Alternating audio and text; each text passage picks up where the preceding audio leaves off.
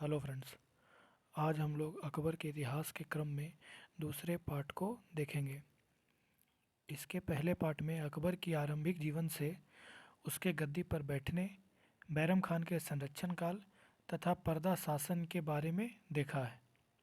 इस पार्ट में हम लोग उसकी राजनीतिक अभियान संबंधी घटनाओं पर चर्चा करेंगे।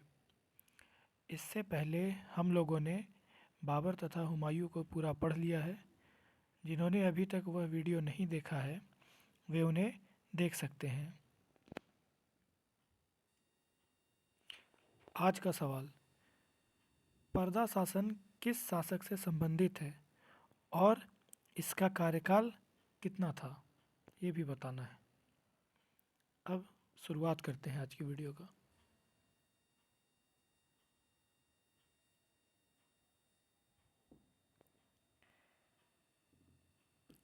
गद्दी पर बैठने के 4 साल बाद अकबर अपनी राजनीतिक अभियानों की शुरुआत मालवा से करता है।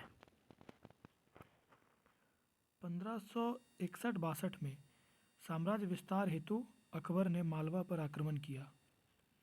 इस समय मालवा पर बाज बहादुर का शासन था। बाज बहादुर बुरी तरह पराजित हुआ और लूट में अपार संपदा मुगलों के हाथ लगी। बाज बहादुर की पत्नी रूपमती, जो अपनी सुंदरता के कारण विख्यात थी, ने जहर खाकर अपने सतीत्व की रक्षा की। बाज बहादुर मालवा से भागकर कई राज्यों में घूमता रहा, किंतु अंत में अकबर का संरक्षण स्वीकार किया। अकबर द्वारा उसे 2000 का मनसब प्रदान किया गया। आज बाज बहादुर और रूपमती की समाधि उज्जैन में है।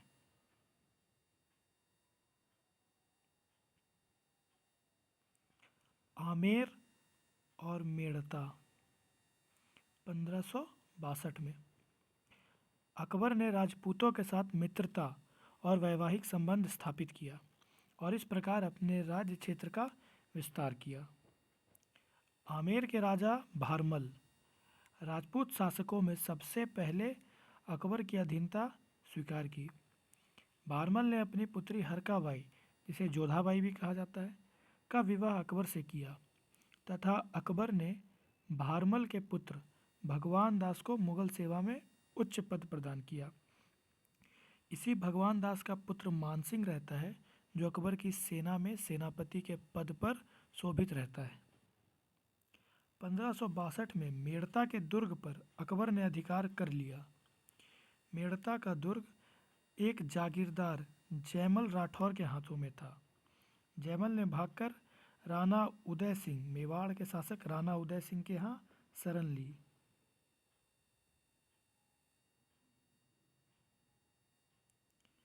अगला गोंडवाना, इसे गढ़ कटंगा भी कहते हैं। यह मध्य भारत में स्थित एक स्वतंत्र राज्य था। इस राज्य पर दलपत शाह की विधवा रानी दुर्गावती के संरक्षण में उसका अल्पायु पुत्र वीर नारायण शासन कर रहा था। दुर्गावती के बारे में एक फेमस है कि यह अपने एक हाथ से बंदूक और दूसरे हाथ से तलवार चलाने में निपुण थी, दोनों एक साथ चला सकती थी। इस अभियान का नेतृत्व आजम खान के नेतृत्व में होता है। 1564 ईस्वी में दुर्गावती को युद्ध में पराजित कर दिया गया। बाद में अकबर ने इसी राजवंश के चंद्र शाह को यह राज्य सौंप दिया।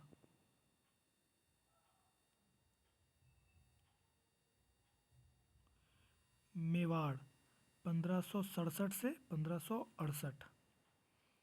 1567 में अकबर ने स्वयं मेवाड़ की राजधानी चित्तौड़ पर आक्रमण किया। मेवाड़ की राजधानी चित्तौड़ थी, वेरी वेरी इंपॉर्टेंट है। तथा 1568 में इस पर मुगलों का अधिकार हो गया। इस समय यहाँ के राजा उदय सिंह थे।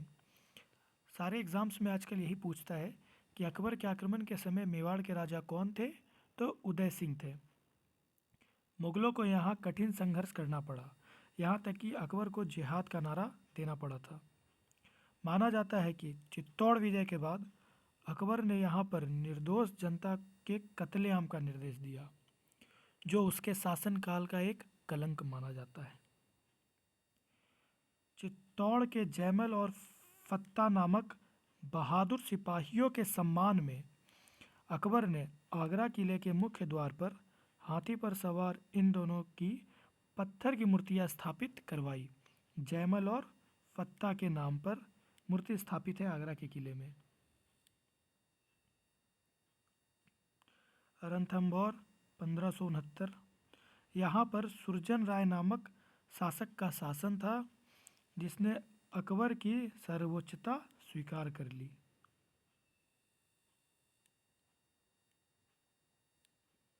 कालिंजर 1569।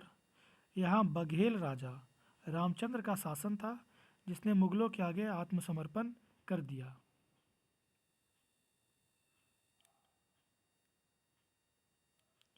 हल्दी घाटी का युद्ध जून 1576, वेरी वेरी इंपॉर्टेंट है। 1572 में राणा उदय सिंह की मृत्यु के बाद उसका पुत्र महाराणा प्रताप मेवाड़ की गद्दी पर बैठा। 1572 में राणा उदय सिंह की मृत्यु हो जाती है। इसके बाद महाराणा प्रताप गद्दी पर बैठता है।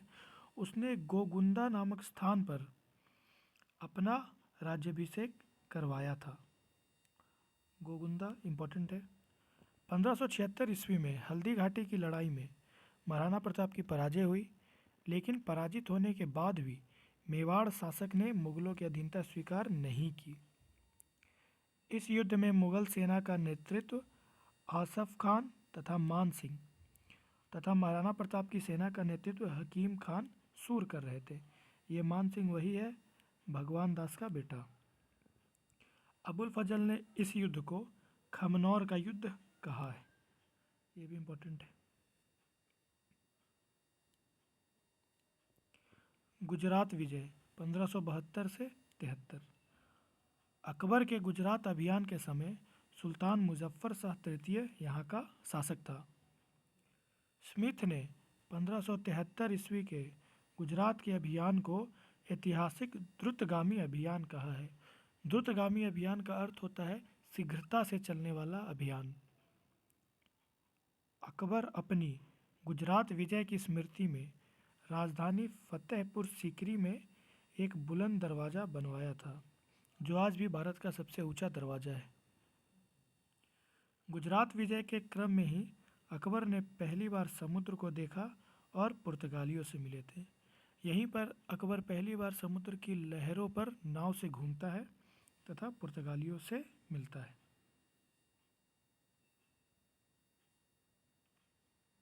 बिहार और बंगाल की विजय मुनीम खान के नेतृत्व में तुकारोई का युद्ध 1575, वेरी वेरी इंपॉर्टेंट है, युद्ध हुआ और बंगाल तथा बिहार पर मुगलों का साम्राज्य स्थापित हो गया। तुकारोई का युद्ध वेरी इंपॉर्टेंट है, याद कर लीजिएगा। काबुल 1581 में काबुल का शासक हकीम मिर्ज़ा था। हकीम मिर्ज़ा की मृत्यु के बाद काबुल को मुगल साम्राज्य में मिलाकर मान सिंह को वहाँ का सूबेदार बना दिया गया। कश्मीर की विजय 1585 से 1586। कश्मीर को जीतने के लिए भगवान दास एवं कासिम खान के नेतृत्व में सेना भेजी गई, जिसमें कश्मीर के राजा यूसुफ खां को पराजित किया गया तथा मुगलों की अधीनता स्वीकार करा दी गई। कश्मीर के यूसुफ जाई कबीले के विद्रोह को दबाने के क्रम में ही बीरबल मारा गया था। बीरबल के बचपन का नाम महेश दास था। यह पान बेचता था। बाद में अपनी बुद्धिमत्ता के कारण अकबर के नवरत्नों में शामिल हो गया। दक्षिण भारत का अभियान अकबर ने अपना पहला दक्षिण अभियान 1593 में अहमदनगर के खिलाफ किया। इस समय अहमदनगर का नेतृत्व चांद बीबी के पास था। चांद बीबी ने मुगलों की सेना को बराबर टक्कर दी। अंततः दोनों पक्षों के बीच 1596 ईस्वी में संधि हो गई तथा चांद बीबी ने बरार प्रांत मुगलों को सौंप दिया। 1601 ईस्वी में असीरगढ़ को अकबर ने जीत लिया। असीरगढ़ उस समय विश्व के सबसे दुर्भेद किलों में से एक था।